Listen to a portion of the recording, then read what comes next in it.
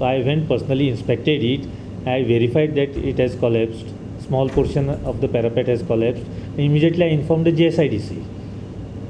GSIDC people have come and done the inspection, and they have assured me immediately they are starting the repair work. I have informed my higher authorities also this matter.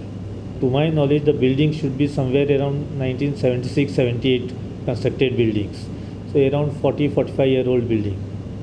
It's an old building. Presently, there are no lectures scheduled in that building because students are on study leave and exams are scheduled in July. So presently, there are no lectures going on in that building. And I have handed over the lecture hall for repairs to GSIDC right now. So if the GSIDC give the report and it is not Yeah. safe, then I am waiting for the report. Then I will have to see further what decision to be taken. But I will consult my superior authorities also for taking any decision.